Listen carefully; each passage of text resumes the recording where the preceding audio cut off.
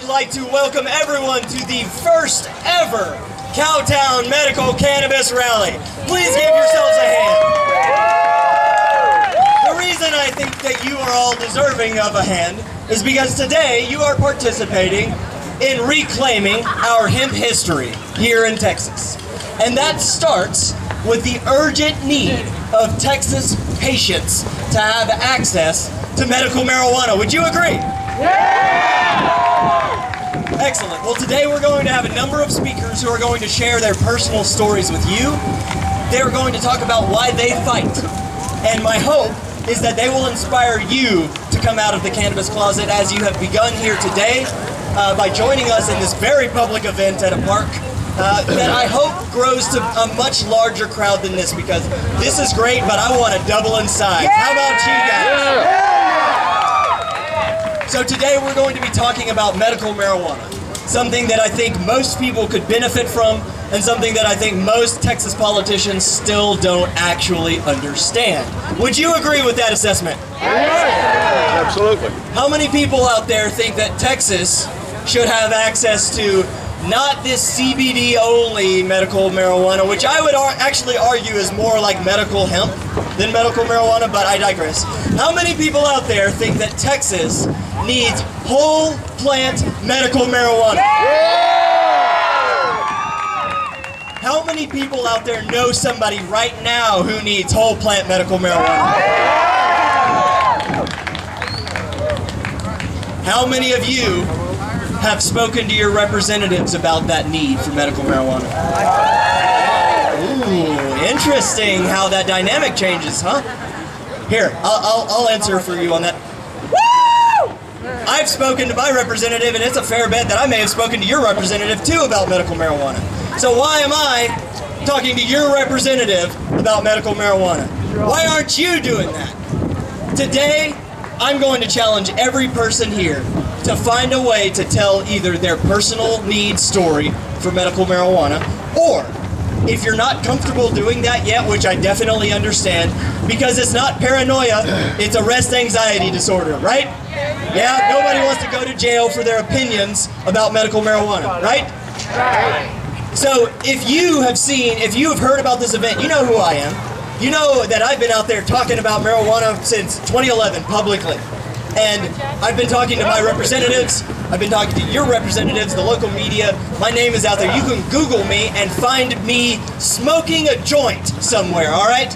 If I can do this without getting arrested, I think every one of you can do the same thing. Because Texas is done putting cages around its patients. Texas needs to be done, I should say, putting cages around its patients. Would you agree? Yeah! So every one of you here, it is excellent to see you. And I say, howdy doobie to you. But you showing up is only the beginning. I do not want your excitement about marijuana activism to end here.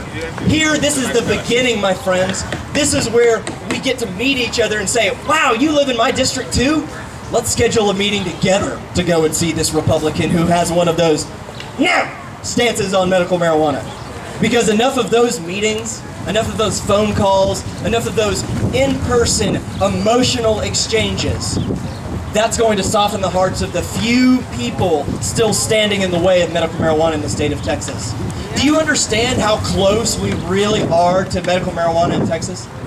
If one of you found one Republican representative to sponsor a whole plant medical marijuana bill this session, my friends, it could change this state forever. I can't be the one to go and talk to all of these representatives, but every one of you has a voice, and you need to make sure that you're talking to them. The Facebook posts are great. I love them. The Twitter posts are awesome. The videos, the Instagrams, I'm particularly impressed with some of the size dabs I've seen some of you take. That is ridiculous, and may I add, not responsible use, but impressive nonetheless. And I want you to understand that all of those things do, in fact, help spread awareness about the culture and the cause. And so, for that, you are benefiting the cause. But I would challenge you to step way beyond that, outside of your comfort zone, in fact. step into the Capitol with me and 100 other Texans from Dallas-Fort Worth on February 18th. And let's go and mob the Capitol respectfully for medical marijuana.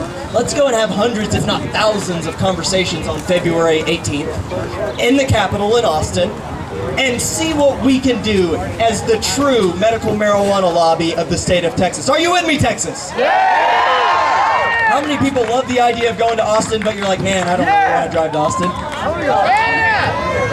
How about this deal? How about if our organization rents buses? Then will you go?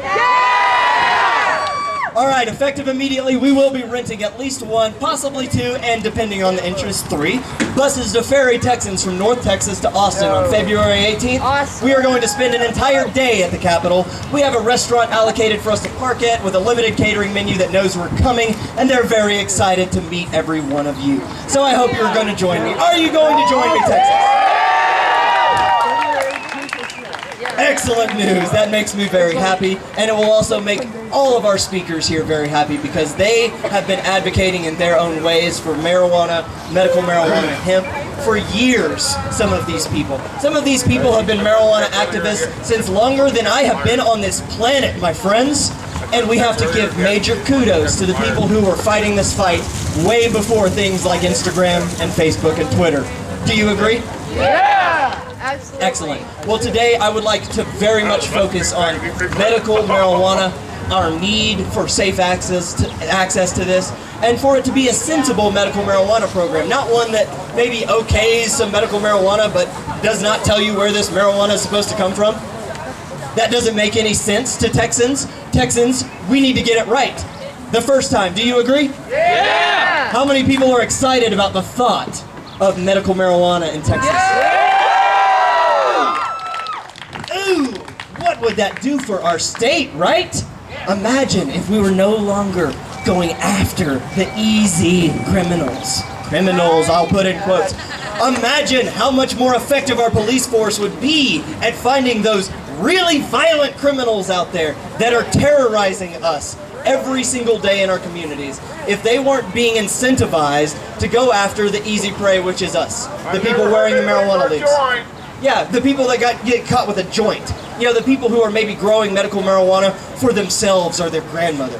How much safer would we be in this state if the police, who admittedly, for the most part, agree with our stance, but they're in the unfortunate position of having to enforce unjust laws? How many more criminals would we find and catch and get off the streets if the police were allowed to do their freaking job in the state of Texas? It could be wonderful. Texas is already a wonderful place. We can make it better. And it starts by changing our unjust marijuana laws. Do you agree with that? Yeah! Good. Well, since you're all here, I would like to introduce you to our very first speaker besides myself. I'll be more of your host this afternoon. Is that okay with you guys? Because I've got a lot to say about marijuana. So I'm going to kind of jump in and out between our speakers. But up first, I would like to introduce one of the first people that I met when I first joined DFW NORML. She is one of the 2 founders of DFW NORML. I would like to introduce you to one of the most powerful mothers here in our organization, one of the most powerful speakers in our organization, and one of the most dedicated activists I've ever known, Elizabeth Rodriguez. Come on down.